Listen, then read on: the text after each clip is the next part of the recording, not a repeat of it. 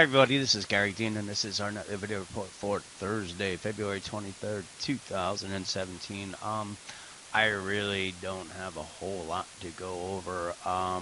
We're pretty much ending in the same spots that we are opening. Today they tried to gap it up and we did see things reverse. And they went from the Dow, I think it was plus 60 to down 15, and then they rallied the Dow back up. And I think it's 16 days in a row or something like that. It's up. It can only go on for so long, and being that the Dow's really the only index that's been holding everything up for really the entire month of February, when they let that go, we saw what happened when it just was down 15. We had the S&P, I think, was down 7 at one point or 8. So it's one of those things. Yes, they can prop up the Dow. It's 30 stocks they really have to push up, so it's not that difficult.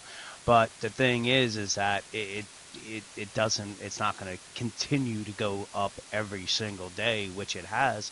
And like I've said, it's gone up 1,000 points in on a closing basis.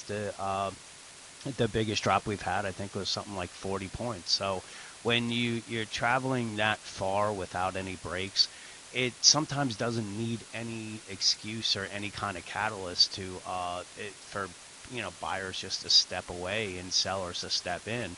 And every day that goes by, it just makes things one day closer because, I mean, how many days in a row can you go up? There's records that are there, and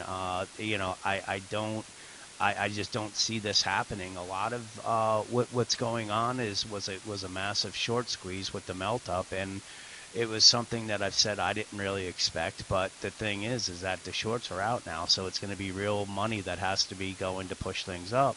And we're seeing on dips they're pushing them up, and it's almost like they're trying to catch the intraday shorts. And it's a waiting game right now. I don't, I think once they let the Dow go, then you're going to see everything crater and it's going to go pretty fast. But one thing I want to, just reiterate is that, the top that's being made right now, it's got to start that whole process over again, because what's going to happen is once we make this top and we drop, they're going to come back up and they're going to test it, and all this may go on for a couple weeks before we actually see the big drop. But what will happen is we could see, a high that was made on Monday or something, whenever the high was made here on Tuesday.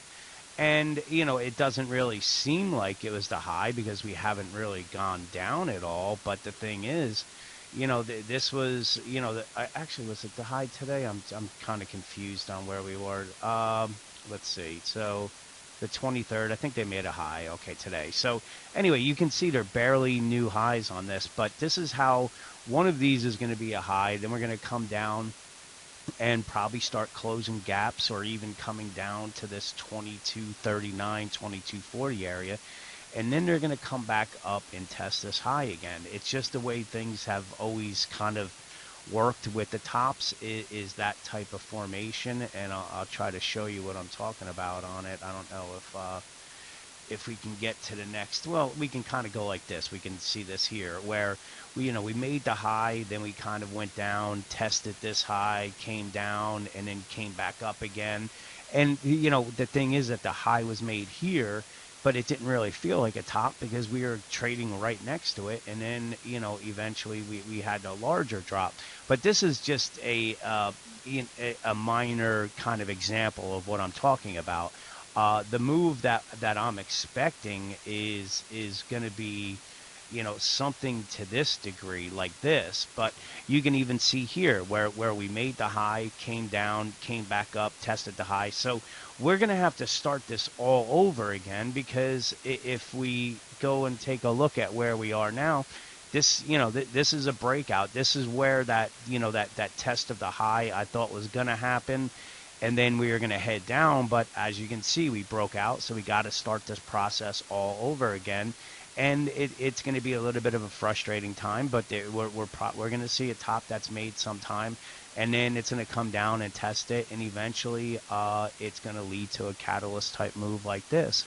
And the longer that they continue to trade the way they are with the Dow just keeping it up every single day, It's just the sharper the move that's going to be to the downside. But it's a matter of, when are they going to let it go? Are they going to let it go? Absolutely. There's nothing that's going to go straight up. It just doesn't work that way. But the thing is, it gets frustrating because everybody's buying the dips. Eventually, we need all them in, and then when they get caught on the wrong side, that's when the big move happens. So if we're just looking at a regression channel, you can see we've been trading outside it. This is usually a sell signal right here. You can see every time we went underneath it, it was a sharp buy, but these are your V bottoms that I was talking about. And from where this is where the regression channel started right here. So we're above it right now. It could trade it, but eventually I wouldn't be surprised to see us coming down and trading to the bottom of this channel, which brings us all the way down to the 2200 level. So really the first, I would say, thing the bears have to do is get the Dow down for one day. They haven't been able to do so for 15 days. I think it's 15 out of 16 that they're up, and the ones that were down were barely even down. So that's the first catalyst that they have to do. They have to get the Dow down.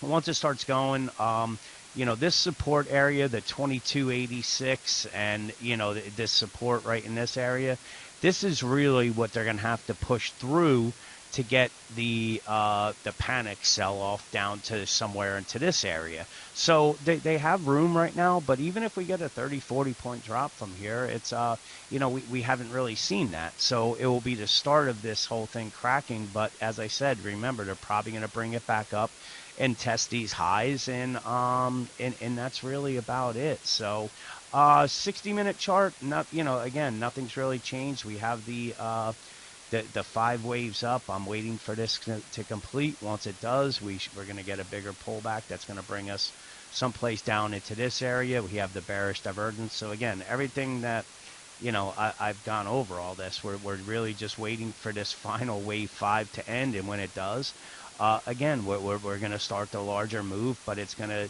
the first move is going to probably be 5 waves down. So this could be the start of it, where we had 1 and now this is a 2, and now we're going to get a minor wave 3 that brings us down to here, 4, 5, and then the wave 2 would come back up and test these highs before they bring it a further move to the downside. So the waiting game is still on. Like I said, once they can finally get the Dow to take a breather, I think all the indexes are going to roll over with it. And until then, the bulls are in control. It's boring. But it should be getting exciting, a lot sooner than some people are anticipating. So with that, have a great night, and I'll talk to you guys tomorrow.